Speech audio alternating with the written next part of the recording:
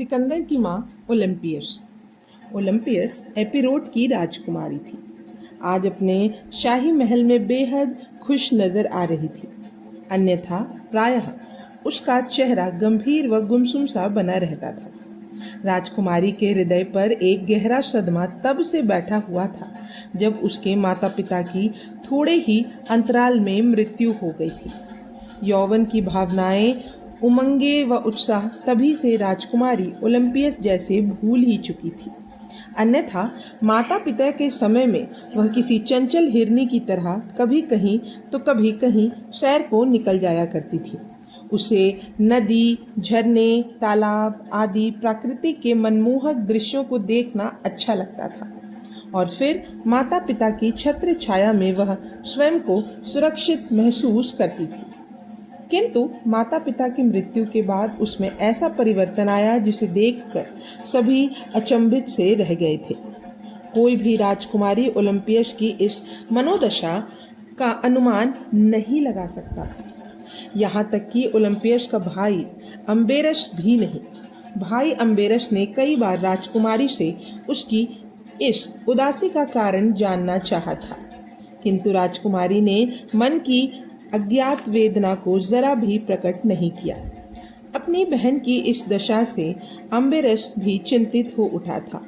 उसने बहन के आसपास कई उसकी स्वयंसेवक युवतियों को इस काम पर लगाया कि वे राजकुमारी का मन बहलाने की कोशिश करें, परंतु फिर भी कोई परिणाम न निकला।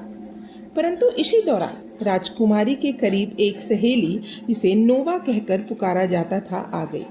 नोवा बहुत सुंदर युवती थी। उसकी बातों से ओलंपियस प्रभावित हो गई। दोनों ही समान अवस्था की युवती थी। नोवा के साथ राजकुमारी घूमने फिरने लगी।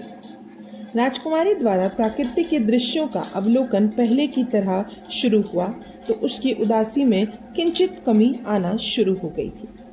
परंतु आज ओलंपियस ज्यादा ही खुश थी। उसके सुंदर चेहरे पर मुरझाएपन के स्थान पर एक लहर सी थी। वह यूं ही खिलखिला उठी। उसकी भाव भंगिमाओं में यह परिवर्तन तब से उत्पन्न हुआ था जब वह कुछ दिन पूर्व मकदूनिया के शाही समारोह में नोवा के साथ घूमने चली गई थी। मकदूनिया में शाही उत्सव हो रहा था। इसका समाचार नोवा ने ही राजकुमारी को दिया था। उस दिन राजकुमारी जब अपने महल के शाही उद्यान में बैठी गमलों में उगे फूलों को निहार रही थी, तब नोवा उसके बाजू में आकर बैठ गई थी। नोवा चूंकि ओलंपियस से काफी हिलमिल गई थी, इसलिए उनके बीच कोई शिष्टाचार का बंधन नहीं रहा था। उन फूलों की ओर निहारते हुए ओलंपियस नोवा से बोली थी, क्या खबर लाई हो नोवा? खबर बहुत अच्छी है राजकुमारी, नोवा ने हंसकर कहा। ओलंपियस ने चौंक कर नोवा को देखा और पूछा, अच्छा जरा मैं भी सुनूं कि ऐसा क्या खबर है? कल मकदूनिया में बहुत बड़ा उत्सव हो रहा है, नोवा ने कहा। इस उत्सव को देखने दूर दूर से लोग आते हैं। सामूहिक भोज होता है और हाँ, वहाँ सम्राट फिलिप भी आते हैं। कल उस उत्सव का अंतिम दिन है। कल सम्राट फिलिप भी आएंगे और मकदूनिया की अपनी प्रजा को अपना संदेश देंगे। जानती हो, ओलंपियस बोली, पहले भी मैं उस उत्सव में जा चुकी हूँ, लेकिन यह पहला अवसर है जहाँ जनसमूह के बीच मकदूनिया के राजा फिलिप भी आ रहे हैं। इसीलिए तो उस उत्सव का महत्व बढ़ गया है राजकुमारी, क्योंकि राजा फिलिप को देखने के लिए वहाँ जन सैलाब उमड़ पड़ा है। लोग राजा फिलिप की एक झलक पाने के लिए बेताब हो उठे होंगे। अच्छा, ओलंपियस की उत्सुक नजरें नोवा की तरफ उठी। राजा फिलिप में ऐसा क्या है जो उन्हें देखने के लिए लोग आतुर हो जाते हैं? राजकुमारी, ओलंपियस की सहेली नोवा ने गहरी सांस छोड़ते हुए कहा, क्या बताऊं, राजा फिलिप का आकर्षण ही ऐसा है, जो भी देख लेता है उन्हें तो बार बार देखने की इच्छा होती है। फिलिप की वीरता का यश पूरे मकदूनिया में फैला है। बड़े बड़े सामंत और आसपास के राजा भी उन्हें सिर झुकाते हैं। पूरा बाका जवान है फिलिप, एक ऐसा पुरुष जिसकी इच्छा हर युवती करती है। कहते कहते नोवा चौंकी, क्योंकि वह राजा फिलिप का वर्णन करती जा रही थी। जैसे सुनते सुनते राजकुमारी ने ना जाने कहाँ खो गई थी।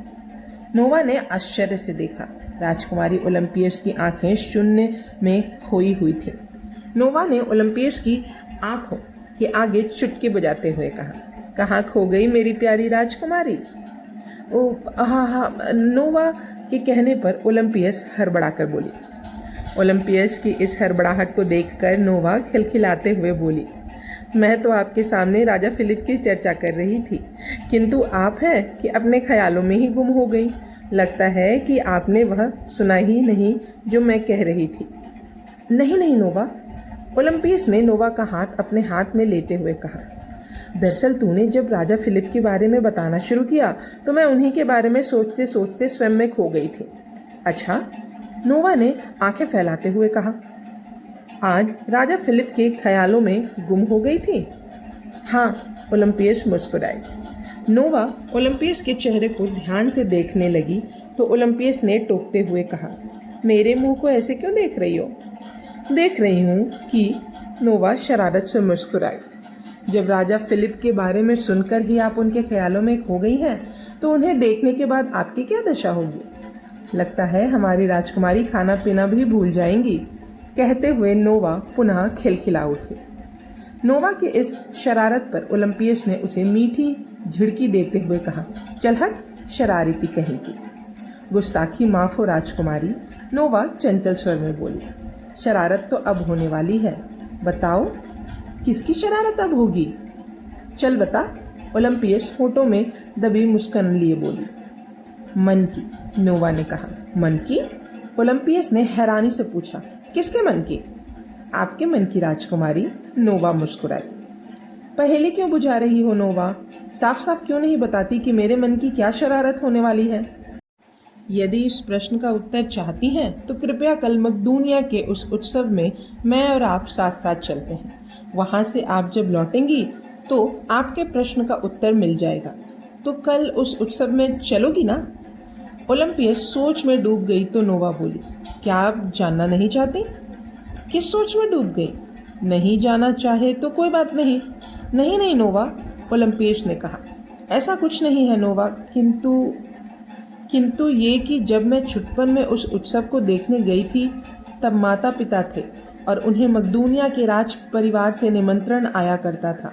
मैं भी राजकुमारी हूँ। बिना किसी निमंत्रण के वहाँ जाकर उत्सव में शामिल होना हमारे राज परिवार के नियम के विरुद्ध है। इस बार नोवा का चेहरा उदास हो गया। हर समय रहने वाली उसकी चंचलता, शरारत, मुस्कान एकाएक ओलंपियस की बात से तिरोहित हो गई। ठीक है राजकुमारी जी, नोवा का स्वर शांत था। यदि राज परिवार के नियमों का बंधन है तब तो आपकी विवशता ही है। ओलंपियस ने नोवा का उदास चेहरा देखा तो वह मुस्कुराकर बोली, अरे नोवा, इस बात से तू क्यों उदास हो गई? यदि तू चाहती है कि मैं उत्सव में जाऊं तो ठीक है, तेरे लिए मैं हर औपचारिकता और नियमों को लांघ कर जरूर उत्सव में जाऊंगी। ओलंपियस की बात सुनकर नोवा का चेहरा खुशी से खिल गया। सच?